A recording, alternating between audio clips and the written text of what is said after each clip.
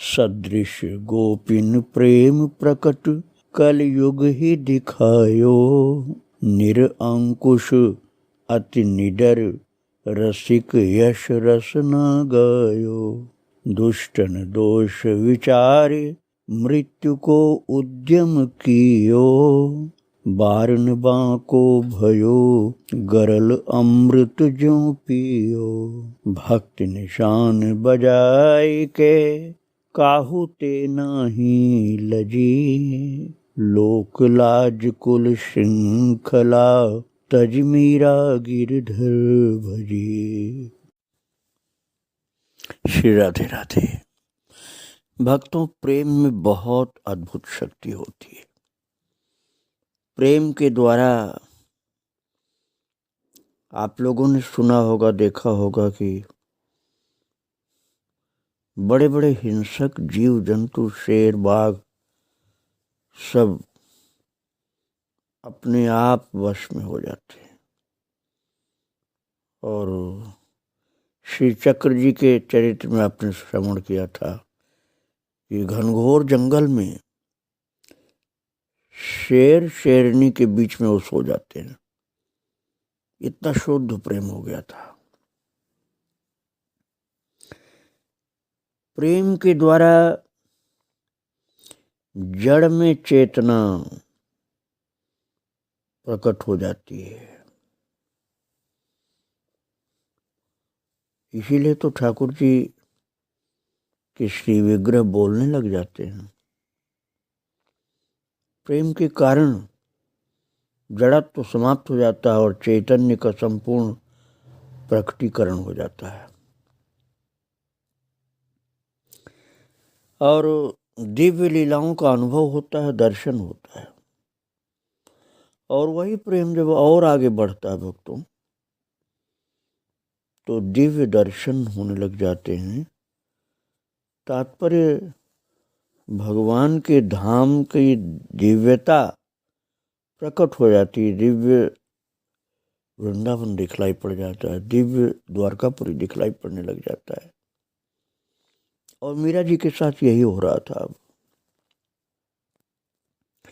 भगवान से मिलन उनको अनुभव होता रहता था। तब प्रेम में डूबी रहती थी कि मिलन की उत्साह में वो दिन रात भूल जाती। और यही भी भूल जाती वो कि वो साधक वेश में निर्धन जीवन बिता रही हैं।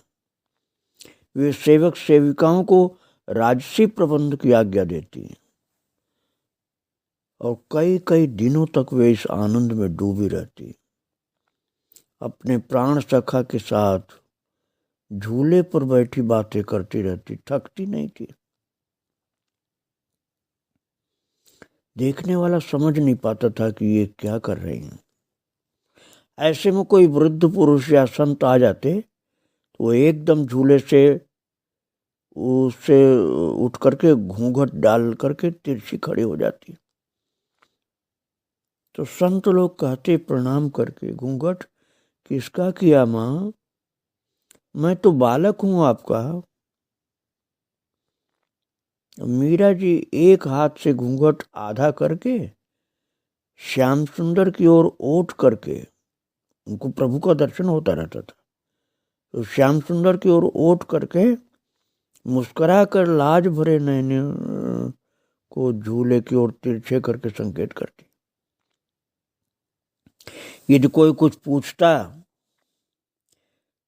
तो वे हाँ या ना का उत्तर देती, तो मुंह से आवाज निकाल के, जैसे शर्म लिहाज की बात हो, बताना नहीं किसी को, ऐसे ही इशारा करती है। और इन दिनों घर में महोत्सव सा छाया रहता था भक्तों। जो दो सेवक थे मीरा जी के, शंकर और किशन, वो द्वारकापुरी के सेठों की दुकानों पर काम करने जाते हैं। क्योंकि अब मीरा जी के पास न मेड़ता से पैसा आता था, न चित्तौड़ से आता था। और अब तो वो बिल्कुल विरक्त और त्यागी जीवन जी रही थी। तो जो सेविकाएं थी वो तो मीरा जी को संभालती थी। सेवक सेवक जो थे शंकर और किशन, उस सेठों की दुकान पर काम करते, तो उन्हें जो वेतन मिलता उसी से साधु सेवा और घर का खर्चा चलता। और मीरा जी नित्य नियम पूर्वक द्वारकाधीश के मंदिर में प्रातः सायं दर्शन भजन करने पधारती। सायंकाल नृत्य गान अवश्य ही होता। भजनों की जो चौपड़ी अर्थात पुस्तक जो थी, जिसमें भजन लिखे हुए थे मीरा जी के बोले हुए, वो ललिता चमेली के पास रहती थी पुस्तकें जिनमें भजन नोट किए गए थे। मीरा जी तो गाती जाती थी, ये लोग नोट करते। तो एक दो बार वे भावावेश में समुद्र में गिर गई किताबें, और सेविकाओं की सावधानी काम आई। उन्होंने समुद्र से दूर घर लेकर के रहना आरंभ किया, किंतु मीरा के प्राण तो मानो समुद्र में ही बसते थे। सूर्योदय, सूर्यास्त, पूर्णिमा का ज्वार और शुक्ल पक्ष की रात्रियों में समुद्र का दर्शन उन्हें बहुत प्रिय लगता था। कभी कभी तो रात में भजन कीर्तन का आयोजन भी समुद्र तट पर ही होता था उनका। और एक रात वो सागर तट पर बैठी थीं। उनके पीछे कुछ दूर मंगला और किशन भी शीतल मंद बयार के झोंकों के कारण नींद लेने लगे। भक्तों, प्रेम की पराकाष्ठा थी, इसलिए दिव्यताएं प्रकट होने लगी। मीरा ने चौंक कर देखा कि सामने खड़ी हुई एक बहुत सुंदरी नारी है, और वो झुक करके आदर पूर्वक मीरा जी का करस्पर्श करते हुए धीमे स्वर में कह रही थी, तनिक मेरे साथ पधारने की कृपा करें। मीरा जी ने देखा कि ये तो बहुत ही दिव्य है। मीरा जी चुपचाप उनके साथ चल पड़ी उठकर, और जल के समीप पहुंच करके उसने अपनी दाहिनी हथेली आगे बढ़ाई, और मीरा ने संकेत समझ करके उसके हाथ पर अपना बायां हाथ रख दिया, और उनका हाथ पकड़ करके वो जल पर ऐसे चलने लगी जैसे भूमि पर चल रही हो। कुछ ही दूर चलने पर उन्होंने देखा कि जल में से द्वारका दिव्य धाम की चार दीवारी जो स्वर्ण की है वो प्रकट होना शुरू हुई है, जल के ऊपर दिखलाई पड़ने लगी। और उसका वो सम्मुख स्फटिक द्वार स्वर्ण कपाटों से रुद्ध है, सोने की बड़ी बड़ी किवाड़े हैं, वो बंद हैं। मीरा ने देखा कि उनके आसपास का जल शांत रहता है। पांव तले जल की कोमलता आर्द्रता तो रहती है, किंतु पांव डूबते नहीं हैं, और न मीरा जी के कोई वस्त्र गीले हो रहे हैं पानी में भी। समीप पहुंचते ही वो विशाल द्वार महाराज खुलना शुरू हुआ। एक बहुत ही प्यारी सी संगीतमय ध्वनि उत्पन्न हो रही थी। द्वार खुलता जा रहा था, और खुल गया द्वार। भीतर प्रवेश करते ही मीरा जी की दृष्टि आश्चर्य से चकित होकर के चौंक के देख रही हैं, क्योंकि चारों ओर रत्नों की कारीगरी भवन की भित्तियों को सुशोभित कर रही थी। भूमि स्वर्णमयी थी। उन्होंने अपना आश्चर्य ही आश्चर्य देखा, और अपने चरणों से कुछ हाथ आगे पीछे चल करके दूर का पथ देखने में लगी, बढ़ने लगी। जो परम सुंदरी नारी उनको ले करके आई थी, अब वो बोली, मेरा नाम शोभा है। और उस बोलती हुई सुंदरी के जो स्वर में बहुत मिठास थी, बड़े आदर के स्वर में उन्होंने कहा था कि मैं पट्ट महिषी देवी वैदर्भी की सेवा में हूँ। भक्त वैदर्भी का तात्पर्य विदर्भ नरेश महाराज की बेटी अर्थात रुक्मिणी जी। तो वो जो उनको लेकर के आई थी मीरा जी को, उन्होंने कहा कि मेरा नाम शोभा है और मैं रुक्मिणी महारानी की सेवा में हूँ। तो मीरा जी ने धीरे से कहा, मुझे मीरा कहते हैं, ये आप जानती ही होंगी। तो शोभा ने कहा, हाँ हुकुम, आप मुझे आदर न दें, मैं तो एक दासी हूँ रुक्मिणी महारानी की, और स्वामिनी की आज्ञा से आपके श्री चरणों में उपस्थित हुई हूँ। और मीरा जी ने बहुत प्रेम से मीठे स्वर में कहा, अपने स्वामी से जुड़ा प्रत्येक जन, मतलब अपने भगवान कृष्ण से, हमारे जो भगवान कृष्ण हैं उनसे जुड़े हुए प्रत्येक जन मेरे लिए आदरणीय, पूज्य और प्रिय हैं। बड़ी कृपा की देवी ने इस तुच्छ दासी पर। मीरा जी बड़ी विनम्र होकर कह रही, उनकी बड़ी कृपा है मेरे ऊपर। स्वामी सदा श्री चरण का स्मरण करके आंसू भर लाते हैं, इसी से देवी की आज्ञा हुई। वो बता रही है, शोभा जो आई है, रुक्मिणी महारानी की जो सेविका आई शोभा जी, वो मीरा जी को बता रही हैं कि प्रभु द्वारकाधीश आपका जब स्मरण करते हैं तो उनके नैनों में आंसू भर जाते हैं, बार बार ऐसा होता है। इसी से रुक्मिणी महारानी ने आपके पास आने की मुझे आज्ञा दी है। और फिर इसके बाद वो एक और विशाल द्वार में प्रविष्ट हुई, जो हीरे से निर्मित चंद्र रश्मियों से नेत्रों में चौंध उत्पन्न करते हुए जगमगाते हुए द्वार थे। और उसमें प्रवेश करके दाहिनी ओर मुड़ गई। आगे विस्तीर्ण चौक था, उसके बीच स्फटिक का फव्वारा सहस्रों धाराओं के रूप में जल फेंक रहा था। फव्वारे की चारों ओर हरित दूर्वा संकुल भूमि और फिर विभिन्न पुष्पों से लदे हुए पौधे, उनके पीछे कदली, आम, जामुन, अशोक आदि वृक्षों की पंक्तियां, सभी वृक्षों पर पुष्पों से लदी लताएं लिपटी हुई थी। शीतल पवन सौरभ लिए हुए मंद गति से प्रवाहित हो रहा था।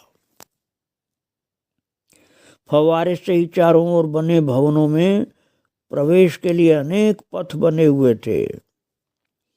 वृक्ष पंक्तियां पार करके वे एक विशाल ड्योढ़ी द्वार में प्रविष्ट हुई। तो देखा उन्होंने कि द्वार पर भाला लिए हुए खड़ी दासी, उन्होंने सिर झुकाया और हाथ से आदर पूर्वक प्रवेश करने के लिए संकेत किया। और भीतर चौक में उपवन के मध्य जो छोटा सा सरोवर, पुष्करिणी कह लीजिए आप, उसमें कुमुदनियां खिल रही थी, कुमुदनी के फूल। आम्र की डालियों से कहीं कहीं झूले बंधे थे। वृक्षों पर बैठे मयूर, पपीहे आदि पक्षी कभी कभी बोलने लगते थे। मीरा जी को लगा कि उनके आकार और ध्वनि मात्र लौकिक पक्षियों, जलचरों, पुष्पों, वृक्षों, लताओं, वस्तुओं और मनुष्यों से मिलते हैं, नहीं तो सब कुछ अलौकिक हैं। सब कुछ रत्नमय होते हुए भी सजीव, कोमलता, सुंदरता, सुकुमारता की मानो सीमा हो। प्रत्येक ध्वनि मानो अलौकिक संगीत की तरंग हो, और ऐसी सहस्रों सहस्रों तरंगें वहाँ सदा उठती रहती हैं। भक्तों, मैं आपको जो बता रहा हूँ, ये दिव्य द्वारका की सुंदर शोभा का वर्णन आप सुन रहे हैं। और ड्योढ़ी के भीतर महल में चारों ओर दासियों की चहल पहल थी। उन्होंने, मीरा जी ने चित्तौड़ में वैभव तो बहुत देखा था, पर यह अलौकिक था वैभव। यहाँ के ऐश्वर्य की नन्ही कणिका की भी क्षमता उनका समस्त राज्य नहीं कर सकता था। यहाँ की एक दासी भी उन महारानियों से अधिक ऐश्वर्य और सौंदर्य की स्वामिनी थी जो आज तक उन्होंने देखा था। अद्भुत था सब कुछ। भक्तों, मीरा जी ने देखा कि उस दिव्य द्वारका की जो वायु है वो भी संगीतमयी है। वहाँ की पुष्करणियों अर्थात छोटे छोटे सरोवरों की तरंगें संगीतमयी थी। तालाब में लहर उठती तो संगीत की आवाज आती है, प्रभु के नाम की कीर्तन की आवाज आती है। सब प्रकार की गति ललित नृत्यमय थी। मन में आनंद की लहरें उठती थीं। सीढ़ियां चढ़ करके अनेक कक्ष दालान पार करके एक सजे धजे कक्ष में मीरा जी जा पहुंची और ऊंचे रत्न जटित स्वर्ण सिंहासन पर सौंदर्य, ऐश्वर्य और सौकुमारी की साम्राज्ञी विराजमान थी। वो कौन थी? वो थी भक्तों महारानी रुक्मिणी जी। दो दासियां स्वर्ण दंड के चंवर डुला रही थीं और एक के हाथ में जरी मुक्ता गुंफित नीले रंग का व्यजन दोलायमान था। शोभा ने आकर के जो चरण रखने की चौकी होती है ना, उसको पादपीठ बोलते हैं, उससे नीचे सिर रख करके प्रणाम किया महारानी जी को। और मीरा जैसे ही प्रणाम करने के लिए झुकी, रुक्मिणी जी को प्रणाम करने के लिए मीरा जी झुकी। अब ये दिव्य दर्शन हो रहा भक्तों, प्रत्यक्ष दर्शन हो रहा था। तो महारानी रुक्मिणी जी ने एकदम झुक करके उनको उठा करके मीरा जी को हृदय से लगा लिया और बहुत प्यार से रुक्मिणी जी बोली, आ गई तुम। उन्होंने अपने समीप बिठाना चाहा मीरा जी को, पर मीरा जी तो चौकी पर ही बैठ गई और महारानी रुक्मिणी जी के चरणों को अपने गोद में रख लिया। मीरा जी से रुक्मिणी जी बोली हैं कि सभी बहनें तुमसे मिलना चाह रही थी, क्योंकि हमारे स्वामी श्री द्वारकाधीश जी महाराज आपका स्मरण करके भाव विभोर हो जाते हैं। उनके नेत्रों में प्रेम के आंसू आ जाते हैं। कठिन कठोर मर्यादाएं बड़ी दुखदाई होती हैं बहन, अतः मुझे ही सबकी रुचि जान करके मध्यम मार्ग शोधना पड़ा। उन्होंने, रुक्मिणी माता ने मीरा जी का ठुड्डी मीरा जी की स्पर्श करके दुलार पूर्वक कहा, पहचानती हो मुझे?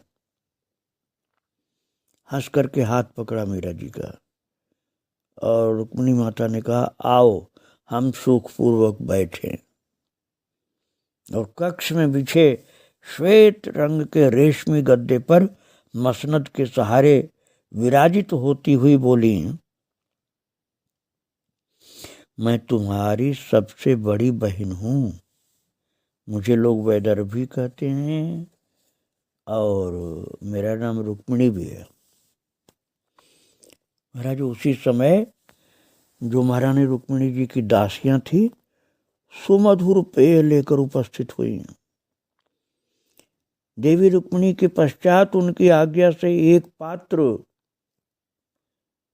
उन्होंने भी उठा लिया। मीरा माता में मीरा जी ने एक पात्र उठाया। जब रुक्मिणी जी ने धीरे से प्रेम पूर्वक आज्ञा दी कि आप ये उठाइए पाइए, तो मीरा जी धीरे धीरे पीने लगी। किसी प्रकार भी वो समझ नहीं पाई कि वो पेय किस फल का रस है अथवा किसी दिव्य औषधि का रस है या मिश्रण है, ये कुछ समझ में नहीं आया। लेकिन स्वाद अति अद्भुत था,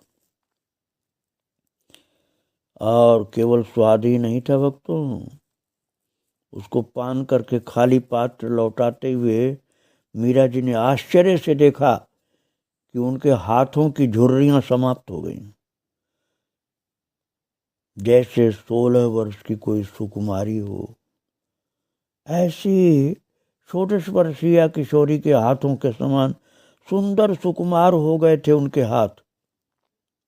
और मीरा जी ने देखा उसी समय कि सम्मुख द्वार से राजमहिषियों ने प्रवेश किया, जो अन्य रानियां थी प्रभु की। देवी रुक्मिणी और मीरा उनके स्वागत में खड़ी हुई हैं, और जो सासु लोग थी वो भी आई हैं। देवी ने 2 पग आगे जा करके उन सबका स्वागत करते हुए कहा, पधारो बहनों, अपनी इस छोटी बहन से मिलिए। महाराज, प्रभु की सब रानियां पटरानियां वहां धीरे धीरे आना शुरू कर दी, और आने वाली महारानियों ने महादेवी के चरण स्पर्श किए और उन्होंने उन्हें अंकमाल दी। मीरा ने भी उनको भूमि पर सिर रख करके उनका एक साथ प्रणाम किया उन सबको, और सबके बैठ जाने पर देवी उनका परिचय कराने लगी। रुक्मिणी माता स्वयं परिचय करा रही मीरा जी के सम्मुख। जो आई हैं ना भगवान की रानियां पटरानियां, उन सबका परिचय रुक्मिणी माता करा रही हैं,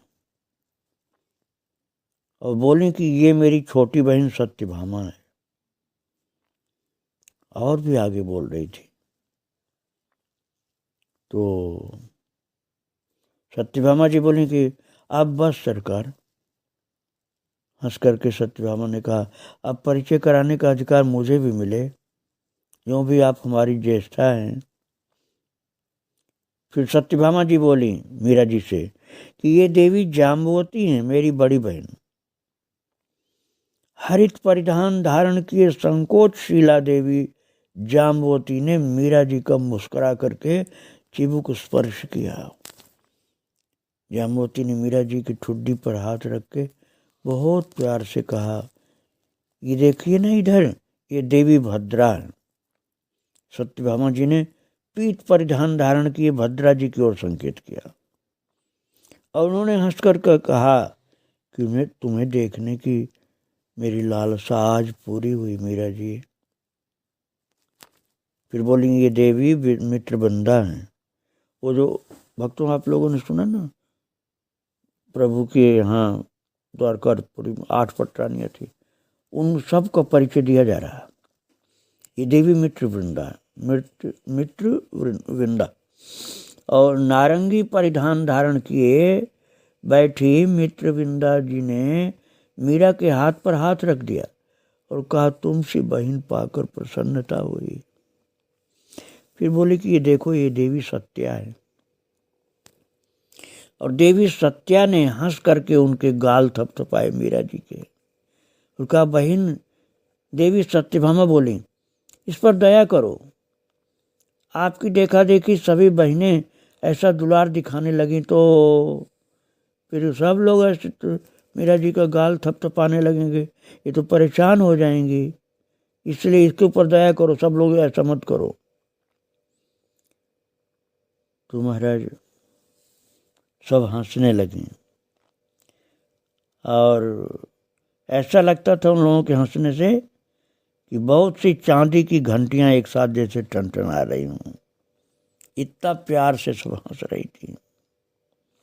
फिर बोल, देखो ये देवी लक्ष्मणा जी हैं। अब भक्तों आप देखिए मीरा जी का भाग्य कितना ऊंचा था कि नीला परिधान धारण किए हुए बैठी लक्ष्मणा माता, जो 8 पटरानियों में एक थी, उन्होंने मीरा जी के गाल पर चुंबन दिया और हृदय से लगा लिया।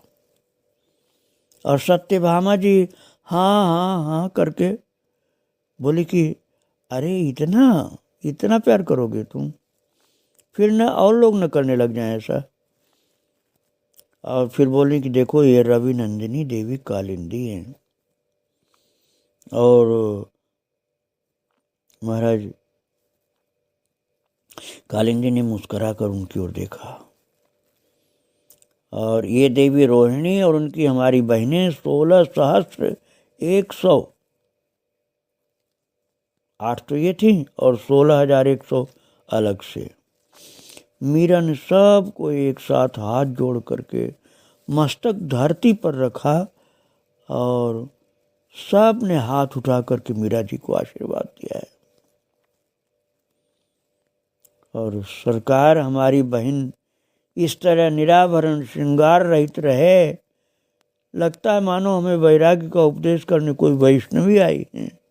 देवी लक्ष्मणा ने हंस करके सबकी ओर देखा और सबने सिर हिला करके अनुमोदन किया। और इसे पृथक महल में भेजकर श्रृंगार धारण कराने का विचार किया था मैंने। रुक्मिणी जी ने कहा कि मेरा मन था कि मैं अलग श्रृंगार करूं इनका। और फिर बोले कि यदि हम देख लें श्रृंगार युक्ता तो देवी सत्यभामा ने कहा शैलेंद्रियों को आज्ञा दें कि इनका श्रृंगार शुरू किया जाए। तो भक्तों, अब मीरा माता का दिव्य द्वारका में अष्टपट रानियां और 16,100 रानियां और उनकी सेविकाएं, अब आप सोचो कितनी भारी भीड़ होगी। सब मीरा जी का दर्शन कर रही हैं, प्रसन्न हो रही हैं और अपनी अपनी वारी पर मीरा जी का श्रृंगार कर रही हैं। वो दृश्य आप आगे फिर अपने कानों के द्वारा श्रवण करते हुए देखेंगे। आज इन सब को प्रणाम करके यहीं विराम दे रहा हूँ भक्तों। श्री राधे राधे, जय श्री राधे राधे।